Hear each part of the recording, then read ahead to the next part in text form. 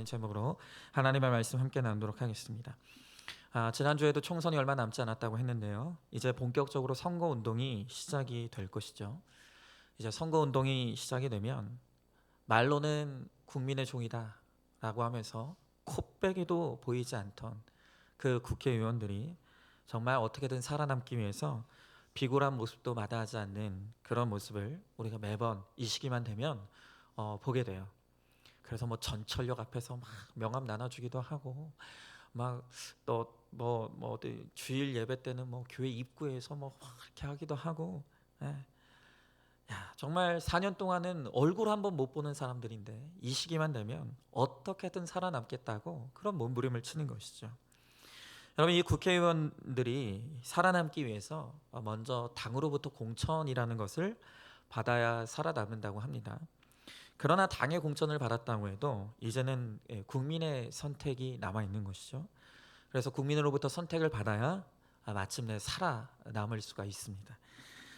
선택받아 살아남으면 또다시 그들은 4년 동안 온갖 영광을 누리며 기세등등한 삶을 살아갈 것이에요.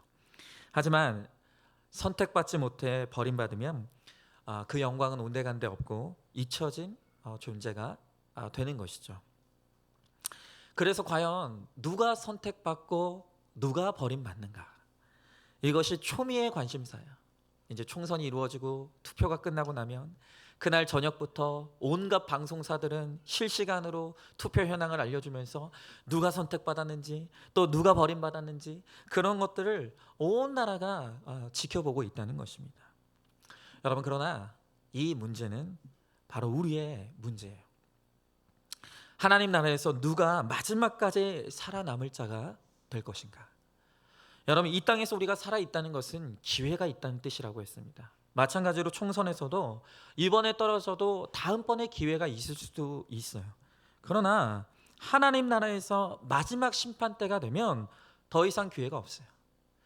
그곳에서 누가 버림받고 누가 남은 자가 되는가에 따라서 영원히 잊혀진 존재가 될 수도 있는 것이고, 영원히 하나님 나라에 기록된 천국의 백성이 될 수도 있는 것이. 그래서 우리가 정말 관심을 가져야 될 것은 총선 다른 것이 아니라 바로 내가 남은 자, 하나님 나라의 남은 자가 되는 것이에요. 자, 오늘 바울 사도의 가르침을 따라서 우리는 내가 남은 자인가, 혹은 어떤 사람이 남은 자인가, 또 남은 자는 어떻게 살아가야 되는가를 가지고 오늘 같이 한번 나눠보도록 할게요. 자, 첫 번째로 오늘 성경은 버림받은 자들이 있다고 말씀하세요. 자, 오늘 먼저 27절을 보면 이렇게 나와 있습니다. 또 이사야가 이스라엘에 관하여 외치되 이스라엘 자손들의 수가 비록 바다의 모래 같을지라도 남은 자만 구원을 받으리니 그랬어요. 오늘 말씀에 그 수가 바다의 모래 같을지라도 구원 얻는 자가 있고 구원 얻지 못하는 자가 분명하게 있다고 말씀하고 계세요. 여러분, 우리가 출애굽기를 보면 하나님께서 이스라엘 백성들을 애굽에서 탈출시키시죠. 그런데 그때 애굽에서 탈출한 이스라엘 백성들의 수가 얼마냐면 성경이 250만 명이었다 그랬어요. 무려 250만 명이 출애굽 대열에 합류했어요. 그런데 놀라운 사실이 뭔지 아십니까? 그렇게 애굽에서 탈출한 250만 명 중에 가나안 땅에 들어갔던 사람이 몇 명인 줄 아십니까? 그 출애굽 1세대, 출애굽하여 1세대로 광야에 나온 그 250만 명 중에 약속의 땅인 가나안에 들어간 사람은 단 2사람밖에 없었어요. 여호수아와 갈렙 2사람밖에 없었다는 거예요. 여러분, 지금도 신학자들 사이에서 논쟁거리 하나가 있어요. 그건 뭐냐면 마지막 예수님께서 심판주로 이 땅에 오실 때 과연 많은 사람이 구원받을 것인가, 적은 사람이 구원받을 것인가. 여러분이 생각하기엔 그게 뭐가 그렇게 논쟁거리인가 싶지만 신학자들 사이에서 성경을 연구하면서 마지막 날이 되면 많은 수의 구원이 이루어질 것인가, 적은 수의 구원이 이루어질 것인가가 매우 중요한 신학자들 사이에서는 논쟁거리예요. 그런데 오늘 말씀만 놓고 보면, 오늘 그 250만 명 중에 단 2명만이 가나안 땅에 들어갔다는 이 무서운 말씀만 놓고 보면 우리가 생각하는 것보다 훨씬 적은 수가 마지막 날 심판 때 구원을 얻게 된다는 것을 우리는 짐작해 볼 수가 있는 거예요. 여러분, 하나님 입장에서 그것이 쉬운 일이었겠습니까? 하나님께서 이스라엘 백성들을 사랑하셔서 그들을 힘들게 출애굽시키셨어요. 그런데 그렇게 힘들게 출애굽시킨 이스라엘 백성들 중에 단 2명만이 그렇게 가나안 땅에 들어갔을 때 누구보다도 하나님의 마음이 가장 아프시다는 거예요. 여러분, 우리가 고난당할 때, 우리가 고난당하는 모습을 보면 가장 아파하시는 분이 하나님이시에요. 여러분, 오늘 우리가 교회에 왔습니다. 우리가 교회에 다니고 예배를 드리고 있는 것은 분명히 우연한 일이 아니에요. 우리가 억지로 왔든 좋아서 왔든 습관적으로 왔든 어쨌든 한 번이라도 교회에 발을 들여놨다면 그건 우연이 아닌 하나님의 선택의 결과라는 거예요. 하나님이 오늘 우리를 부르셨기 때문에 우리가 여기 있습니다. 그러나 우리가 교회에 왔다고 해서 모두가 남은 자가 되는 건 아니에요. 결국 2종류의 사람으로 나뉘게 될 것이에요. 남은 자로 구원을 얻든지 아니면 구원 얻지 못하든지. 여러분, 구원받지 못하는 자는 하나님의 마음을 아프게 합니다. 우리는 모두 남은 자가 돼야 돼요. 나를 지으시고 택하신 아버지가 누구인 줄 알고 그 아버지가 주시는 풍요한 삶을 살아야 돼요. 여러분, 세상이 나를 어떻게 여기고 또한 세상이 나를 어떻게 대우한다 할지라도 하나님의 남은 자가 되어서 하나님의 택함 받은 자가 되어서 구원의 풍요를 누리는 자가 진정한 축복의 사람이라고 말씀하시는 거예요. 오늘 다시 이제 24절로 넘어가서 24절 말씀해 보니까 이 그릇은 우리니 곧 유대인 중에서뿐 아니라 이방인 중에서도 부르신 잔이라 그랬어요. 여러분 기억하는지 모르겠지만 저번 주에 우리 인간을 그릇으로 비유하시는 하나님의 말씀을 들었어요. 그러면서 모세는 긍휼의 그릇의 모델이고 하나님의 긍휼을 담은 그릇의 모델이고 바로는 하나님의 진노를 담은 그릇의 모델이다 그랬어요. 근데 오늘 여기 말하는 이 그릇은 바로 긍휼의 그릇이고 바로 우리가 하나님의 긍휼을 담은 그릇이라고 말씀하시는 거예요. 여러분, 오늘 우리들 교회 한 성도님 이야기를 들려드릴게요. 이분은 평생을 살아오면서 나는 누구의 축복도 받지 못해서 이 세상에 잘못 태어난 사람이야 라는 그 생각을 끊임없이 생각하며 살아왔다는 거예요. 그럼 도대체 이분에게 무슨 사연이 있는가 한번 들어보시라고요. 6.25 전쟁 때 남편을 잃었던 이 어머니는 첫째 딸을 친정 언니에게 맡기고 재가를 하셨어요. 재혼을. 그리고 재혼 가정에서 태어난 분이 바로 오늘 이 성도님이에요. 그런데 기가 막히게도 2번째 결혼한 이 남편도 교통사고로 떠나고 만 거예요. 이분의 아버지도. 그래서 이 어머니가 둘째 남편도 죽고 나서 맡겼던 친정에 맡겼던 첫째 딸을 데리고 오고, 그래서 이분의 표현에 의하면 처참한 여자들 셋이서 이제 동거하게 되었다는 거예요. 그러니까 첫째 남편에서 나온 언니, 그리고 둘째 남편에게서 나온 자기, 그리고 어머니 셋이서 같이 살게 된 거예요. 근데 이 어머니가요 주일학교 교사였어요. 근데 늘 이 2 딸들을 부끄러워했다는 거예요. 왜냐하면 딸들의 성이 다르기 때문에. 그래서 이 어머니는 이 딸들의 성이 다르다는 것이 교회에 알려질까 봐 전전긍긍하면서 숨길 것을 당부했다는 거예요. 어머니와 언니만 그 첫째 남편의 호적에 올라왔었기 때문에 이 성도님은 법적으로는 아버지도 없고 어머니도 없는 고아였어요. 밤이면 엄마와 언니가 이 딸을 입양시켜야 되나, 나를 어디다 입양시켜야 되나 의논하는 소리를 들으면서 일부러 잠든 척하며 두려워 떨면서 밤을 지샜다는 거예요. 어른이 되었어요. 어른이 되어서 어느 날 이제 시집간 언니의 집에 놀러 가게 되었는데 우연히 그 언니와 시어머니가 이야기하는 소리를 듣게 되었는데 시어머니가 뭐라고 하냐 하면 애들 이모가 입양해서 키운 동생이라며, 어쨌든 너희는 남남이니까 절대로 네 동생 네 남편 곁에 오지 못하게 해라. 네 남편하고 가까이 지내게 못하게 조심해라. 알고 보니 그 엄마와 언니가 결혼할 때 이 시어머니에게 이 딸이 입양한 딸이라고 속인 거예요. 그 이야기를 듣고 도망치던 언니의 집을 나오면서 차라리 죽어버리겠다. 벌레처럼 살아온 인생. 약이라도 먹고 죽어버리는 것이 모두를 위해서 나은 것이 아닌가, 그런 생각을 했다는 거예요. 이 자매는 이 세상에서 아무도 나를 긍휼히 여기지 않는다고 생각했어요. 친엄마도 부끄러워하는 존재, 엄마와 함께 교회를 다녀도 성도 밝힐 수 없는 그런 인생, 나 같은 인생이 무슨 소망이 있고 무슨 가치가 있겠는가, 차라리 죽어버리자. 그런데 이렇게 엄마도 부끄러워하는 이 성도님을 하나님이 택해 주시고 만나 주셨어요.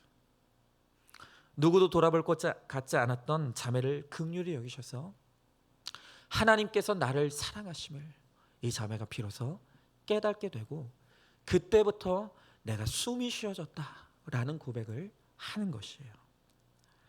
여러분, 이 세상은요, 엄연히 차별이 존재해요. 여러분, 이 세상 살아가면서 왜 나를 차별하냐라고 말하지 마세요. 왜냐하면 이 세상은 절대 공평한 세상이 아니기 때문에 엄연히 차별이 존재합니다. 또 그 가운데서 내가 때로는 버림받아야 되는 일이 올 때도 있습니다. 그러나 하나님의 긍휼의 선택에는 차별이 없다고 말씀하세요. 누구에게나 임하는 것입니다. 유대인에게도, 오늘 이 바울의 서신을 받고 있는 로마의 성도들에게도, 또 이방인에게도 누구나 차별 없이 하나님의 긍휼은 임한다는 것입니다. 여러분, 긍휼히 여길 만한 사람, 그렇지 않은 사람이 따로 있지 않아요. 버린 자도, 버림받은 자도 하나님의 긍휼을 구하며 하나님 앞에 나오면 하나님께서 기꺼이 그의 인생에 긍휼을 부어 주신다는 거예요. 바로 그 긍휼의 부르심에 응하는 자만이 하나님의 남은 자로 남을 수가 있는 것이에요. 여러분, 한번 질문해 보시죠. 복음적인 교회에 출석하고 모태신앙으로 경건하게 신앙생활했어도 남은 자가 아닐 수 있다는 것을 여러분들은 동의하십니까? 자격이나 행함이 아니라 차별 없는 하나님의 긍휼로 남은 자가 되는 것을 여러분 믿으십니까? 자, 두 번째로, 남은 자들은 사랑받는 자들입니다. 자, 오늘 25절에서 26절의 말씀에 보니까 이렇게 나와 있어요. 호세아에 그래도 이르기를 내가 내 백성 아닌 자를 내 백성이라, 사랑하지 아니한 자를 사랑한 자라 부르리라. 너희는 내 백성이 아니라 한 그곳에서 그들이 살아계신 하나님의 아들이라 일컬음을 받으리라 함과 같으니라 그랬어요. 오늘 이 로마서 9장에서 하나님의 선택을 설명하면서 오늘 구약의 호세아 선지자를 이야기하고 있습니다. 오늘 이 호세아라는 선지자는 하나님의 은혜와 사랑을 그의 모든 삶으로 나타내고 보여준 선지자예요. 이 호세아서에서 기록된 이 호세아 선지자의 가정은 기가 막힌 가정입니다. 그의 아내 고멜은 매우 음란하고 부정한 여인이었어요. 남편 호세아를 두고 2번이나 바람을 피우고 집을 나갔어요.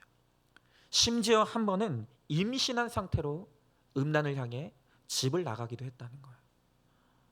그런데 하나님께서 이 호세아에게 너무 이해하기 어렵고 힘든 명령을 내리시는 거예요. 그것은 뭐냐면 이 아내를 용서하라는 거예요. 아니, 한 번도 아니고 2번도 아니고 3번이나 남편을 배반하고 바람을 피우며 심지어 임신한 상태에서도 집을 나가는 이 아내를 용서하라는 거예요. 그리고 그냥 용서하는 것도 아니고 그 아내를 데려오되 값을 지불하고 데려오라고 주님 말씀하시는 거예요. 여러분, 이 가정의 문제가 부인만이 있는 게 아니었어요. 이 가정에 3아이가 있었는데 3 자녀들이 다 문제 자녀들인 거예요. 이 가정의 첫째 아들의 이름이 이스라엘인데, 이 이스라엘이라는 이름의 뜻이 뭐냐면 하나님이 이스라엘을 패하실 것이다 라는 뜻이에요. 또 둘째는 딸인데 딸의 이름이 로루하마. 이 딸의 이름의 뜻이 무엇이냐면 내가 다시는 이스라엘 족속을 긍휼히 여겨서 사하지 않겠다라는 뜻이고, 셋째가 있는데 이 셋째 아들의 이름은 로암미. 이름의 뜻이 내 백성이 아니다. 그러니까 이 자녀들의 이름의 뜻만 봐도 이 자녀들이 얼마나 허랑방탕한 자녀들인지를 알 수가 있는 거예요. 부인은 바람이 났어요. 자녀들을 보면 도저히 소망이 없어요. 여러분, 남들이 이 호세아를 보면 그런 생각하는 거예요. 왜 사니? 왜 사니? 왜 그렇게 사니? 아마 호세아는 할 수 있다면 아내고 자식이고 다 버리고 싶었을 거예요. 야, 내가 명색이 하나님의 선지자인데, 내가 그래도 사람들 앞에서 선지자로 일컬음을 받는 자인데 어쩌다가 내 가정이 이렇게 되었는가? 너무너무 힘이 들었을 거예요. 그런데 이 호세아가 고멜을 데려오는 거예요. 여러분, 억지로 데려왔을까요? 이 하나님 때문에 이 호세아가 고멜을 억지로 데려왔습니까? 선지자라는 체면이 있으니까, 사람들이 보는 눈이 있으니까 억지로 그냥 데려왔을까요? 여러분, 저는 그렇게 생각하지 않아요. 하나님의 은혜로 호세아에게도 고멜을 사랑하는 마음이 있었을 거예요. 이해할 수 없지만, 도저히 용서할 수 없지만, 그 하나님이 부어주시는 그 은혜와 그 마음 가운데 이 아내를 사랑하지 않을 수 없는 그 마음이 있었다는 거예요. 여러분, 이 호세아 시대는 이스라엘이 멸망하기 직전이에요. 호세아는 자신의 가정을 보면서 망하기 직전에 이스라엘의 영적 암흑을 볼 수 있는 눈이 열렸어요. 그리고 망하는 것도 본 채 비파를 뜯고 송아지 고기를 먹고 즐기고 있는 그 이스라엘 백성들을 향한 애타는 하나님의 마음, 도대체가 돌아올 줄 모르는 그 애타는 하나님의 마음을 이 호세아 선지자는 느꼈었다는 것입니다. 그는 자신의 아픔을 통해 하나님의 아픔을 깨달았어요. 그리고 이스라엘을 포기하지 않으시는 하나님의 사랑을 통해 사랑만이 모든 것을 회복시키고 이긴다는 것을 그가 깨달았다는 것이에요. 또한 정말로 콩가루같이 무너져버린 내 가정의 아픔을 통해 또 다른 가정의 아픔을 공감하고 채우라는 거예요. 내 자녀들의 아픔을 통해서 또 다른 가정의 자녀의 고난을 바라보며 그 자녀들을 채우라고 품는 거예요. 그래서 함께 울고 기도하며 하나님의 백성이 아닌 자를 백성 되게 하고 사랑하지 아니한 자를 사랑하는 자 되도록 하나님의 사랑을 힘써 전하는 선지자로 그가 그의 아픔과 고난을 통해서 그렇게 나아가게 되는 것이에요. 여러분, 사랑만이 우리를 남은 자 되게 하는 거예요. 호세아의 이 사랑은 결국엔 부인을 변화시켜요. 그리고 이스라엘을 변화시켜요. 그리고 수천 년이 지난 지금도 그 호세아의 정말로 애끓는 사랑의 모습을 보는, 그 말씀을 보는 그 많은 사람들에게 울림을 전하고 있는 거예요. 여러분, 아무리 용서가 안 되고 아무리 가망이 없는 사람이라도 사랑은 살릴 수 있어요. 사랑하면 살아나는 거예요. 나같이 할 말이 없는 죄인, 나같이 가망이 없는 죄인조차도 하나님의 사랑으로 말미암아 살아남게 되었다라고 한다면, 오늘 정말로 내가 볼 때는 도저히 가망이 없고 도저히 회복의 기미가 없어 보이는 그 사람도 하나님의 사랑을 받으면 살아날 수 있다는 거예요. 오늘 그것을 깨달을 때 내가 남은 자 될 수 있고 그가 남은 자가 될 수가 있다는 것입니다. 여러분, 한번 질문해 보시죠. 하나님도 버리신 것 같은 사람, 도저히 용납할 수 없는 사람이 있습니까? 가망 없는 나를 사랑으로 살리신 하나님 때문에 가망 없는 이들을 찾아가서 복음을 전하고 있습니까? 자, 마지막 세 번째로 오늘 성경은 남은 자는 주님 안에서 부끄러움이 없는 사람들이라 라고 말씀하고 있어요. 오늘 27절부터 29절에 있는 말씀이요. 또 이사야가 이스라엘에 관하여 외치되 이스라엘 자손들의 수가 비록 바다의 모래 같을지라도 남은 자만 구원을 받으리니 주께서 땅 위에 그 말씀을 이루고 속히 시행하리라 하셨습니다. 또한 이사야가 미리 말한 바 만일 만군의 주께서 우리에게 씨를 남겨두지 아니하셨더라면 우리가 소돔과 같이 되고 고모라와 같았으리로 남과 같으리라 그랬어요. 여러분, 아까도 말씀드렸듯이 이스라엘 백성들이 출애굽할 당시에 그 수가 250만 명이었다 그랬어요. 그런데 몇 명만 가나안 땅에 들어갔다고요? 2명이요. 여러분, 많은 사람이 약속의 땅에 이르지 못한 것처럼 많은 사람이 구원받지 못하고 망할 수밖에 없어요. 그건 엄연한 사실이에요. 그러나 모두가 구원받지는 못한다 할지라도 그렇다고 모두가 멸망당하는 것 또한 아니라는 것입니다. 하나님은 반드시 그 말씀을 이루사 우리를 남은 자 되게 하시고 우리를 구원하세요. 호세아의 사랑으로 씨를 남겨두고 구원으로 인도하신 것처럼 나 한 사람을 통해서 우리 가정에 믿음의 씨를 남겨두신다는 것입니다. 여러분, 유혹 많은 세상에서 어떻게 남은 자가 될 수 있죠? 적은 수가 들어갈 수밖에 없는 이 좁은 길에서 어떻게 우리는 남은 자가 되어 구원의 그 한 사람이 될 수가 있느냐는 것입니다. 여러분, 예수님께서 사역하실 때에도 예수님이 기적을 베푸시고 물고기 2마리와 보리떡 5개로 5,000명을 먹이는 기적을 보면 사람들이 몰려들어요. 그런데 그들에게 주님께서 십자가의 복음, 고난의 복음, 회백의 복음을 전하면 이 말씀은 너무 어려워 하면서 다 도망가 버리는 거예요. 뭔가 예수님으로부터 기적을 체험하고 병고침을 체험하고 뭔가 먹을 것을 얻으면 사람들이 모여드는데, 그런데 복음의 십자가의 복음, 고난의 복음, 회개의 복음을 전하면 사람들이 다 떠나는 거예요. 여러분, 그래서 우리는 끊임없이 믿음으로 가지치기가 돼야 돼요. 큐티는 하나님의 말씀으로 내 욕심과 내 죄를 끊임없이 가지치기 하는 거예요. 오늘 소돔과 고모라 같은 절망의 상황에서도 말씀을 묵상하고 적용할 때 하나님이 남기신 구원의 씨로 이 구원을 얻을 수가 있는 거예요.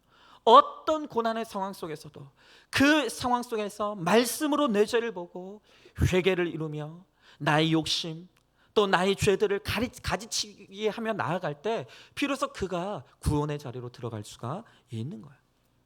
오늘 30절부터 32절의 말씀에 보니까 그런즉 우리가 무슨 말을 하리요? 의를 따르지 아니한 이방인들이 의를 얻었으니 곧 믿음에서 난 의요 의의 법을 따라간 이스라엘은 율법에 이르지 못하였으니 어찌 그러하냐? 이는 그들이 믿음을 의지하지 않고 행위를 의지함이라 부딪힐 돌에 부딪혔느니라 그랬어요. 오늘 말씀해 보니까 이방인도 이제 막 복음을 들은 사람들도 믿음으로 구원을 얻었대요. 그런데 정작 오래 믿었다 하는 사람들 중에 나는 당연히 믿음이 있고 나는 당연히 구원받지 하면서 자기 행함과 자기 의로 구원받으려다가 구원받지 못하는 사람들이 있다는 거예요. 여러분, 구원은 믿음으로 받는 거예요. 내 알량한 의, 내 알량한 자존심, 내 알량한 열심으로는 누구도 구원받을 수가 없다는 거예요. 여러분, 하나님이 나를 지금 택했는지 택하지 않았는지 어떻게 알 수 있을까요? 내가 열심히 신앙생활하고 내가 열심히 의롭다 하면 구원받는 것입니까? 합리적인 이성과 지식으로 알 수 있습니까? 아니요. 오히려 이 한 가지 고백을 보면 그가 구원받았는지 아닌지를 알 수 있어요. 뭡니까? 나는 내 힘으로 내 의로는 구원받을 수 없다는 거예요. 하나님 앞에서 나는 아무것도 아니고 나는 아무것도 모르고 나는 아무것도 할 수 없고 그러므로 나는 하나님의 은혜가 아니면 살 수 없다라는 것 아는 이 고백이 있는 사람, 이 고백이 되어지는 자는 구원받은 자예요.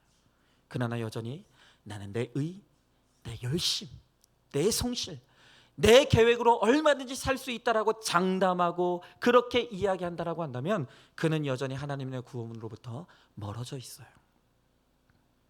여러분, 우리는 날마다 내가 한다고 큰 소리를 쳐요. 승리를 외쳐요. 그렇게 행위만 부르짖으니까 내가 의지해야 될 예수님이 도리어 매사에 부딪히는 걸림돌이 되는 거예요. 고난이 오면 고난이 오는 대로 내가 왜 이렇게 열심히 했는데, 아니 하나님, 내가 이렇게 신앙생활로 열심히 하고 헌금도 열심히 하고 내가 열심히 살았는데 왜 나에게 이런 고난을 주느냐? 하나님부터 원망하는 거예요.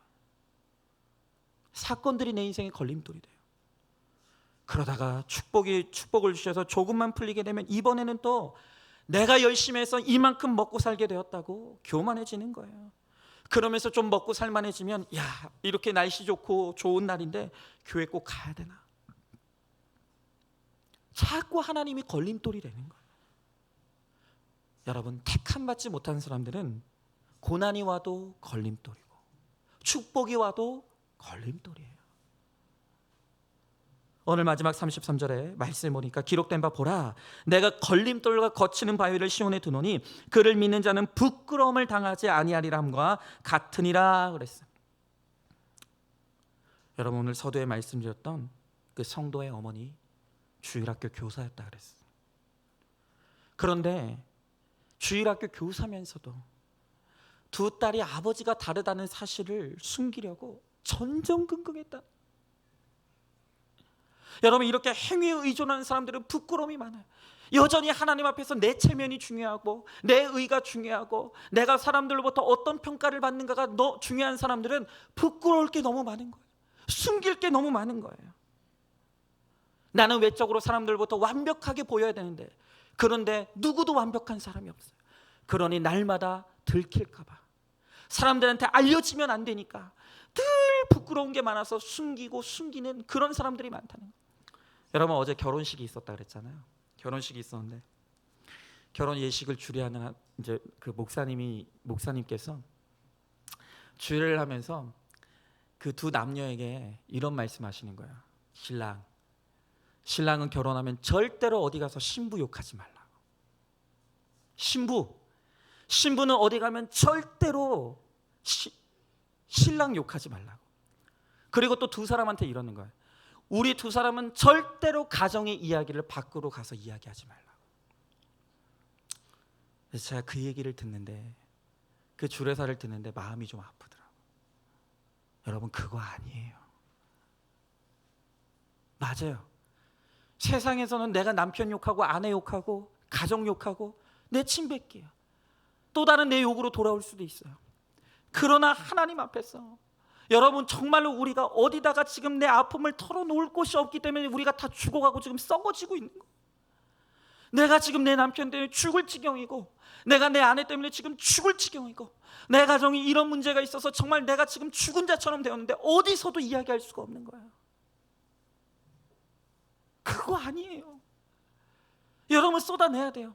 제가 오늘 여러분들에게 이야기할게요. 내 남편 때문에 죽겠습니까? 살기 싫습니까? 그럼 교회 와서 목장에서 막 쏟아내시라고.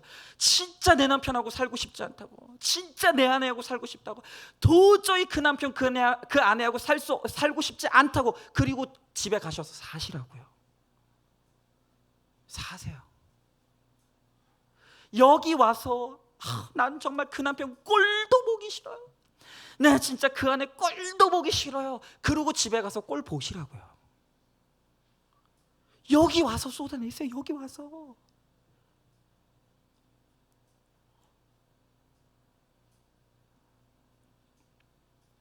오늘 이제 다음 주에 우리 청년부 정현진 형제, 이완목 자매가 결혼해요.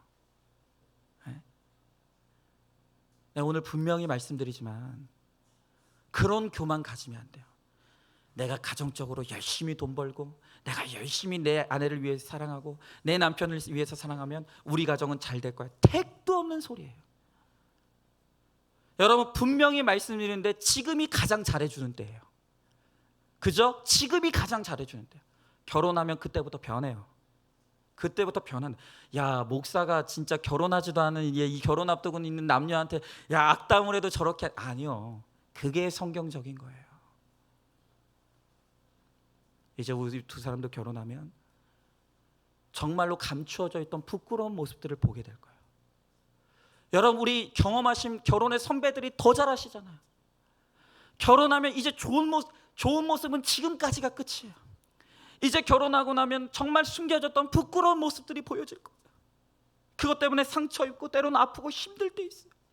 그러면 교회 와서 쏟아내는 거예요. 내가 이런 사람인 줄 몰랐다, 내가 이런 사람인 줄 알았으면 결혼 안 했을 텐데, 야, 정말로 내가 결혼한 걸 후회한다. 그러고 이제 집에 가셔서 결혼하는 거예요. 살아내는 거예요. 꼴 보는 거예요. 근데 여러분, 여전히 우리는 내 체면이 중요해요. 내가 사람들로부터 받는 평가가 중요해요. 그래서 나는 죽어가고 있고, 나는 지금 썩어 문드러져 가고 있는데 누구에게도 이야기할 수 없는 거예요. 여러분, 그러나 그렇게 피땀 흘려서 지은 내 행위의 집, 내가 그렇게 열심히 노력해서 내가 만들어 놓은 그런 허상 같은 나의 삶, 거기에 예수님이 떨어지셔서 그 모든 행위와 의로움이 무너진다라고 한다면 오히려 그것이 축복이라는 거예요. 그 반석 대신 예수님이 내 집을 무너뜨려도, 그로 인해서 예수님이 내 집의 모퉁이돌이 머릿돌이 되신다라고 한다면 바로 그 무너짐은 감사한 축복의 사건이 되는 거예요. 여러분, 행위로 가장하고 숨겨서는 부끄러움을 피할 수가 없어요. 반석이신 예수님을 만나서 깨어지는 것이 바로 부끄러움을 당하지 않는 비결이라는 거예요. 여러분, 그러므로 믿음이란 무엇입니까? 부끄러운 것이 없는 거예요. 이미 주님 안에서 내 수치가 드러났고, 내 사연이 드러났고, 내 죄들이 드러나 회개를 이루었기 때문에 더 이상 나에게는 부끄러움이 없는 것, 그것이 바로 오늘 믿음이라는 것입니다. 여러분, 믿음은요, 내가 완전하지 않다는 것, 내가 죄인이라는 것을 인정하는 거예요. 그럼에도 불구하고 사람들 앞에서 마치 내 가정이 완전한 가정인 것 같고 내 인생이 완전한 인생인 것처럼 포장한다면 여러분은 믿음 없는 거예요. 여러분, 믿음이란 무엇입니까? 이제는 정말 내가 완전하지 않은 자라는 걸 아낌없이 드러내는 거예요. 내 가정이 완전한 가정이 아니라는 것을 드러내는 것이에요. 그리고 하나님의 은혜가 필요함을, 그리고 하나님의 긍휼이 필요함을 고백하며 나아갈 때 하나님께서 바로 거기에 하나님의 은혜를 부어 주시는 거예요. 이 세상에 완전한 사람이 없는데도 내 약점을 꽁꽁 숨겨내고 있다가 어느 날 그것이 빛이 비추어 드러난다면 얼마나 부끄럽겠습니까? 그러나 믿음이 있는 사람은 이미 예수 그리스도의 믿음의 비단에서 모든 것이 드러났기에 결코 부끄러움을 당하지 않아요. 저는 오늘 이 말씀을 준비하면서 우리 교회에 이제 많은 간증자들이 세워졌었는데 그 간증자들 가운데 가장 부끄러운 사연을 가진 사람이 있다면 누굴까 생각하면서 단연 우리 차민성 집사님 같은 분이 없을 것이다 라는 생각을 했어요. 우리 차민성 집사님 얼마 전에도 간증을 해주셨지만 우리 차 집사님은 너무너무 가난한 집에서 태어났어요. 그런데 얼마 전에 들어보니까 가난에 대해서는 그렇게 상처가 많지 않은 이유는 그 주변 사람들이 다 가난해가지고 그 가난이 상처인 줄 모르고 살았대요. 그런데 어쨌든 너무나 가난한 집에 살았어요. 그리고 아버지가 가지고 계셨던 그 병이 우리 집사님에게도 유전이 되어서 지금도 고칠 방법이 없어요. 약이 없어요. 지금도 진행되고 있는 근위영양증이라고 하는 그 불치병을 앓고 계세요. 우리 차 집사님이 고백하시기를 어린 시절부터 가난한 집에서 그 아버지로부터 대물림된 그 병을 알아왔고 또 그렇게 몸이 약하니 학교에서는 친구들로부터 따돌림 당하고 괴롭힘 당하고 그 병든 몸으로 학교를 다니는 것도 너무너무 힘들고 괴로웠다는 거예요.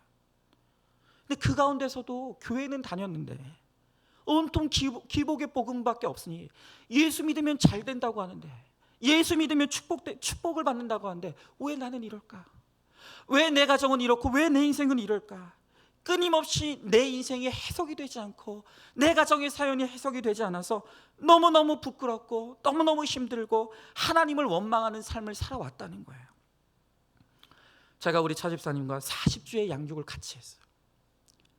그러면서 우리 차 집사님이 처음에는 왜 꼭 이런 고난이어야 하느냐, 왜 나에게 이런 고난이 와야만 하느냐 몸부림치면서 하나님 앞에 원망하는 소리를 들었어요. 치열하게 말씀 앞에서 내 문제가 해석이 되지 않아서 하나님과 싸우는 모습을 보았어요. 그런데 점차 하나님의 말씀이 뚫고 들어오기 시작해요. 그 말씀이 들리기 시작하는 거예요. 그러면서 점차 내 집안의 사연과 내 병의 문제가 해석이 되기 시작하는 거예요. 그러면서 마침내 우리 차 집사님이 고백하시는 것이 무엇입니까? 나는 왜 이 병이어야 하느냐, 왜 나에게 이 병이어야만 하느냐를 끊임없이 평생 묻고 살아왔는데 이제 말씀을 보고 깨닫게 되니 이 병이 나를 구원하시고 나를 거룩한 자, 남은 자로 만드시기 위해서 꼭 필요하게 해주신 나에게 꼭 알맞은 고난이다, 나에게 꼭 알맞은 고난이다라는 것을 우리 집사님 온 마음으로 고백하는 거예요. 우리 집사님 여전히 병이 고쳐진 것은 아니에요. 하지만 내 병의 이유를 해석받았어요. 이 병의 이유가 해석이 되니 늘 원망과 두려움 속에 그전에는 살았지만 이제 말씀으로 평안을 누리기 시작하는 거예요. 그리고 이 모든 것이 말씀의 위력임을 이제 간증하기 시작하고 오늘 교회 공동체 앞에서 간증하는 것뿐만이 아니라 이제 유튜브에 그 영상을 올려서 알 수 없는 수많은 사람들에게 나의 고난과 나의 상처와 사연을 약재료로, 이 간증을 듣는 모든 사람이 살아나기를 소망하는 약재료로 그것을 아낌없이 꺼내서 보여주는 삶을 살아가는 거예요. 우리 집사님 그런 말씀하시더라고요. 어린 시절부터 거의 40년 가까운 신앙생활을 해왔대요. 그런데 그동안은 절대로 내 안에 있는 이 고통을 누구에게도 이야기한 적이 없다. 누구에게도 이야기한 적이 없다. 내 안에 이 부끄러움의 문제, 나의 상처와 사연의 문제를 누구에게도 이야기하지 못했기 때문에 자유함이 없었다.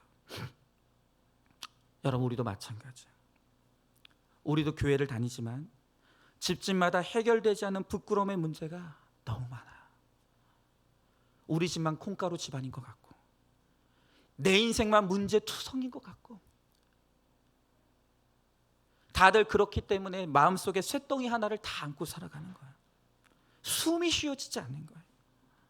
여러분, 하나님의 은혜만이 그 쇳덩이를 녹이는 거예요. 어떤 부끄러운 사연이라도 말씀으로 해석이 되면 그때부터 자유로운 인생이 되는 것입니다. 여러분 생각해 보세요. 부끄럽기로만 말하면 예수님 집안만큼 부끄러운 집안이 어디 있습니까? 예수님의 집안에 시아버지와 동침한 다말이라는 며느리가 있어요. 기생 출신의 라합도 있습니다. 유부녀와 간음하고 살인까지 저지른 다윗이라고 하는 조상도 있어요. 처녀로서 아기를 잉태한 어머니 마리아가 있어요. 이것이 바로 예수님의 집안의 사연이에요. 그러나 이 말할 수 없는 수치와 죄의 사연들을 끊어내고 예수님은 이 땅에 태어나셨다는 거예요. 여러분, 믿음에는 부끄러움이 없는 거예요. 오직 구원을 위해서 쓰임받으라고. 차집사님에게도 우리 모두에게도 구원을 위해 쓰임받으라고 우리에게 고난과 수치를 주시는 거예요. 비록 누구에게도 말할 수 없었던 고난이고 사연이고 수치고 죄의 문제지, 그것이 말씀으로 해석되어지고 내 죄를 보며 회개하여 거룩을 이루어갈 때 더 이상 내 상처는 상처가 아닌 별이 되고, 또한 내 사연은 사연이 아닌 사명이 되어서 다른 상처받은 사람, 다른 사연 속에 갇혀서 죽어가는 사람들을 살리는 약재료의 인생을 살아갈 수 있게 되는 거예요.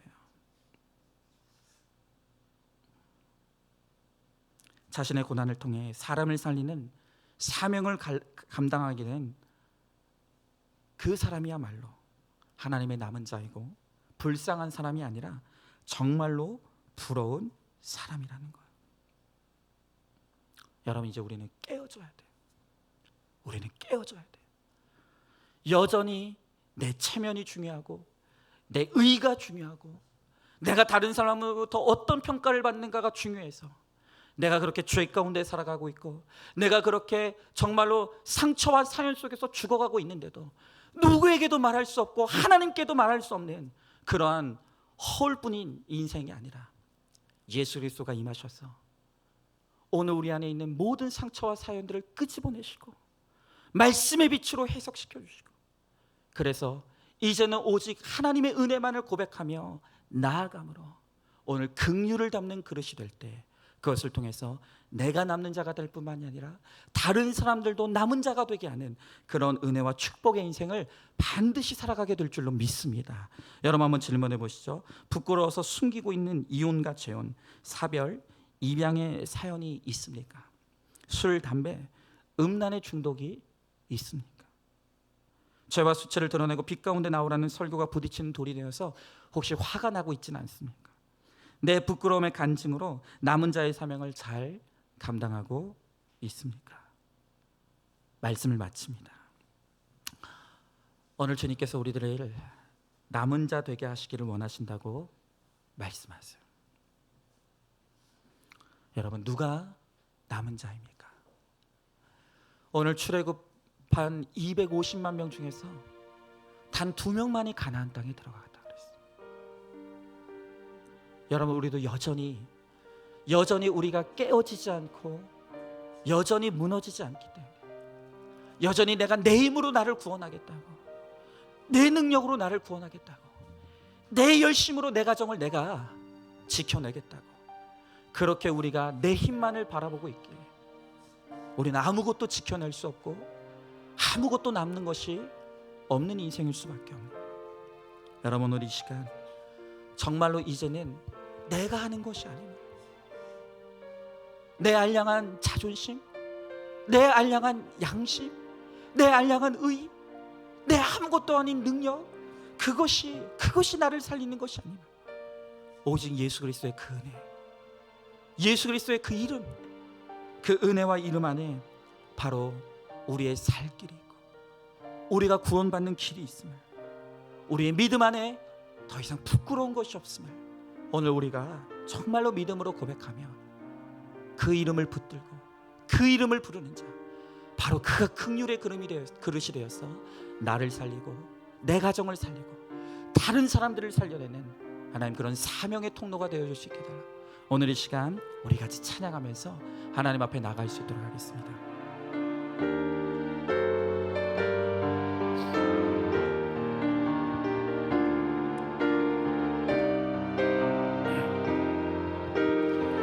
우리 같이 찬양합니다. 슬픈 마음 있는 자, 슬픈 마음 있는 자, 몸과 영혼 병든 자,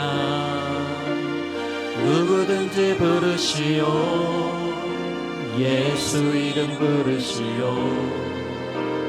그 이름을 믿는 자, 그 이름을 부르는 자, 그가 어떤 사람이든 그는 구원 얻으리. 우리 한 번 더 찬양할까요? 슬픈 마음 있는 자, 슬픈 마음 있는 자, 몸과 영혼 병든 자, 누구든지 부르시오. 예수 이름 부르시오. 그 이름을 믿는 자, 그 이름을 부르는 자, 그가 어떤 사람이든 그는 구원 얻으리. 우리 이 시간 그의 이름을 부릅니다. 예수, 예수, 예수, 오 능력의 그 이름 예수, 나 외쳐 부르네. 예수,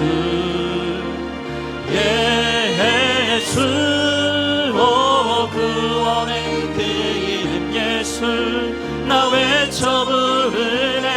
예수 그리스도. 우리 한 번 더 찬양합니다. 은과 금은 내게 없지만, 은과 금 내게 없으나 나 가진 것 너에게 주. 능력의 이름 예수, 능력의 이름 예수라. 그 이름을 붙드시오. 그 이름을 믿는 자, 그 이름을 외치는 자, 그가 어떤 사람이든 그는 주의 영광 보리라. 아멘. 예수, 예수, 오 능력의 그 이름 예수, 나 외쳐 부르네. 예수, 예수, 오 구원의 그 이름 예수, 나 외쳐 부르네. 우리 한 번만 더 찬양할까요? 슬픈 마음 있는 자, 슬픈 마음 있는 자, 몸과 영혼 병든 자, 누구든지 부르시오. 예수 이름 부르시오. 그 이름을 믿는 자, 그 이름을 부르는 자, 그가 어떤 사람이든 그는 구원 얻으리. 은과 금은 내게 없지만, 은과 금 내게 없음 나 가진 건 너에게 주니. 능력의 이름 예수라. 능력의 이름 예수라. 그 이름을 붙드시오.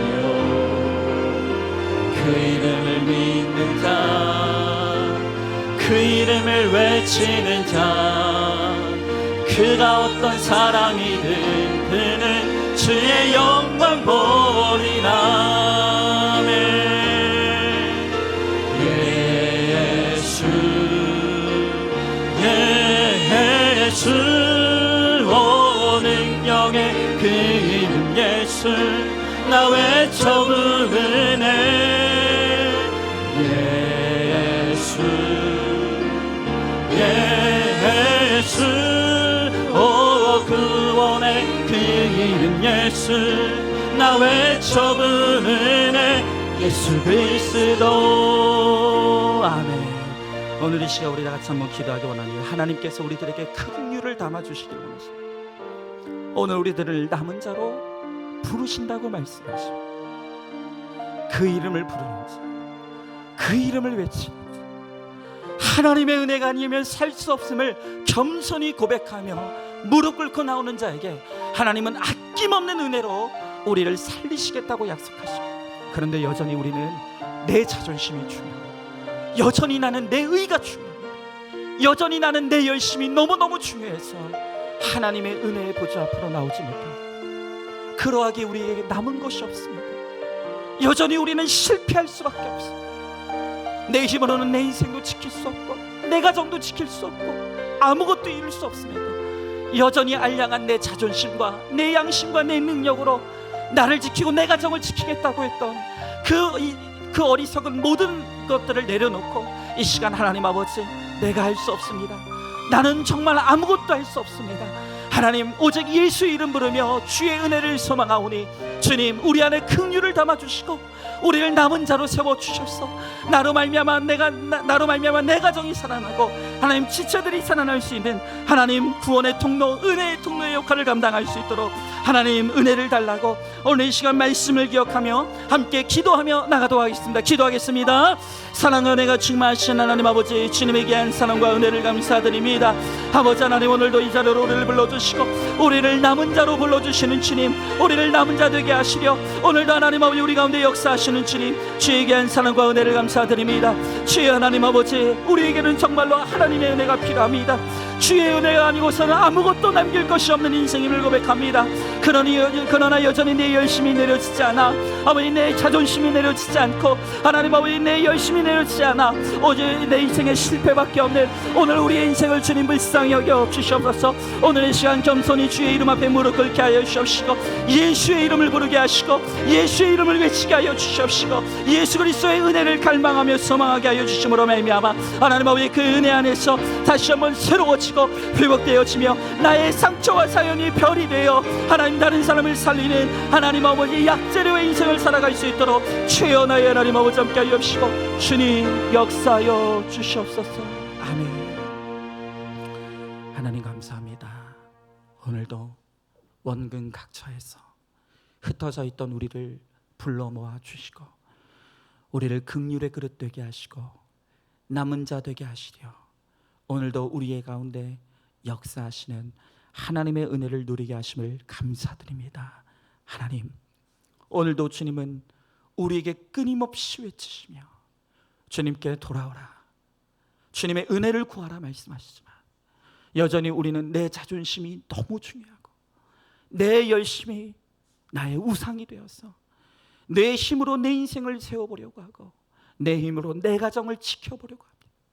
그러하게 우리는 끊임없이 갈등할 수밖에 없고 끊임없이 실패할 수밖에 없고 끊임없이 무너질 수밖에 없는 인생인 것을 이 시간 주님 앞에 회개하며 고백합니다.